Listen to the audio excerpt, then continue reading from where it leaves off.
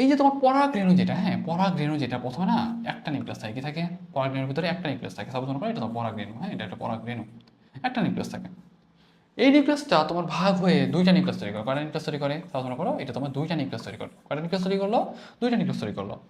এইটা হলো তোমার নালিকা নিউক্লিয়াস। এটা কি বলতো?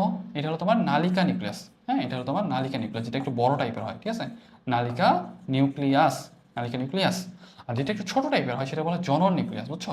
জনন নিউক্লিয়াস, জনন নিউক্লিয়াস। ওকে, তাহলে এই জিনিসটা মনে রাখতে হবে। এখন মনে করো যখন এই যে তোমার মানে পরাগ নালিকাটা যে তৈরি হইলো, পরাগ নালিকাতে পথটা দেখা নিয়ে যায় কে জানো? পথটা দেখা নিয়ে যায় হলো নালিকা নিউক্লিয়াস। তার মানে নালিকা নিউক্লিয়াসটা তোমার থাকে সামনে। পরবর্তীতে জনন নিউক্লিয়াসটা তোমার দুই ভাগে ভাগ হয়ে যায়, বুঝছো? দুই ভাগে ভাগ হয়ে যায়, তোমার দুইটা গ্যামিট তৈরি করে। এইটাই হলো সেই তোমার শুক্রাণু, বুঝতে পারছো? তাহলে এই যে ব্যাপারটা যে আলোচনা করলাম, এইটাই হলো তোমার মেইন পার্ট। এই পার্টটা কিন্তু আমরা ওই যে বইয়ের ওখানে পার্টে যেখানে পড়তেছিলাম ওই শুরুর জায়গা থেকে কিন্তু আমরা এখন আলোচনা করবো। তাহলে দেখো, এই যে তোমার নালিকা নিউক্লিয়াসে তোমাকে পথ দেখায় দেখায় দেখাতে নিয়ে যাচ্ছিল, এই যে এখানে আসলো, এখানে আসে কি হবে?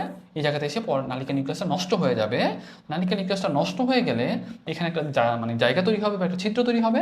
এই ছিদ্র তৈরি হয়ে একটা শুক্রাণু গিয়ে মিলিত হবে ডিম্বাণুর সাথে, আর একটা শুক্রাণু গিয়ে মিলিত হবে সেকেন্ডারি নিউক্লিয়াসের সাথে। তাহলে বলি যে ভাই আমার দুইটা শুক্রাণু, একটা গিয়ে মিলিত হচ্ছে কার সাথে? বলো ডিম্বাণুর সাথে। আরেকটা গিয়ে মিলিত হচ্ছে কার সাথে?